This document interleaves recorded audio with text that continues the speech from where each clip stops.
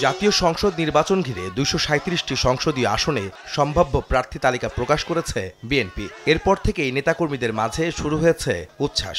দেশের বিভিন্ন স্থানে সম্ভাব্য প্রার্থীর সমর্থকরা আনন্দে মেতে ওঠেন।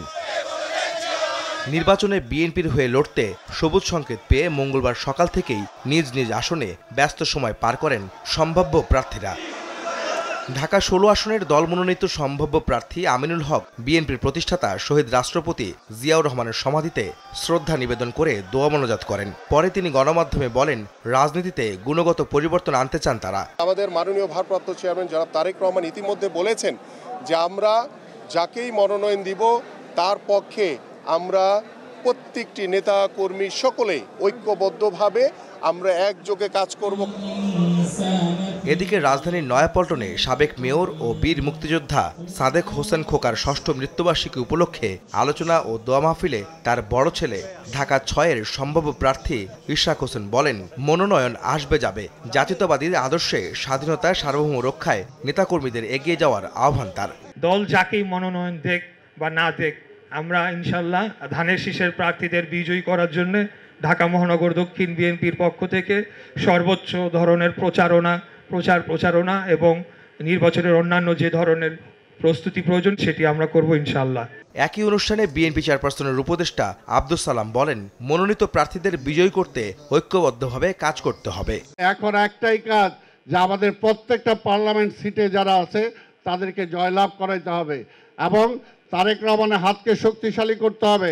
একই অনুষ্ঠানে মরহুম সাদেক হোসেন খোকার দীর্ঘদিনের সহযোদ্ধা বিএনপির স্থায়ী কমিটির সদস্য মির্জা আব্বাস তাদের সম্পর্কের স্মৃতিচারণ করেন। খোকা যখন বিদেশে যায়, বিদেশে আমাকে বলেই গেছে।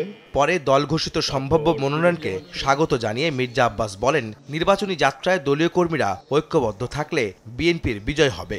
একটাই চেয়ারম্যান সাহেব যেটা করেছেন, ভেবেচিন্তে করেছেন, আমরা অনেকটা শুধু দেওয়ার চেষ্টা করেছি, উনি গ্রহণও করেছেন। এখন একই জায়গায় তো অনেক ভালো ভালো প্রার্থী থাকতেই পারে। বিশাল একটা যাত্রার নির্বাচনী পথে আমরা রওনা হয়েছি, সেখানে আমাদেরকে জয়লাভ করতে হবে। সেটাকে মাথায় রেখে আমরা সবাই একযোগে কাজ করব।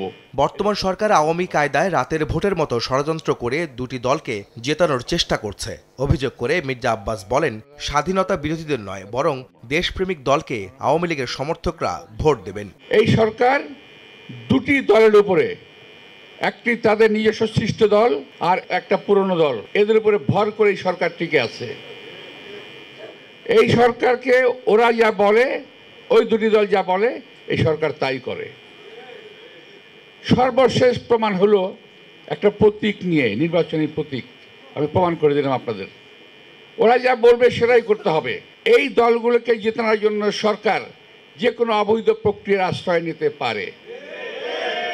যেটা বিগত সরকার করেছিল, যেটা আওয়ামী লীগ সরকার করেছিল, রাতের ভোট দিনে, দিনের ভোট রাতে, ঠিক না, এই সরকারও সম্ভবত এরকম কোনো কাজ করে ফেলবে।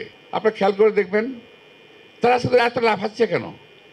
তারা লাফাচ্ছে এই কারণে তারা বুঝে নিছে যে আওয়ামী লীগের ভোটগুলো আমরাই তো পাবো, এরকম একটা ধারণা তার হয়ে গেছে।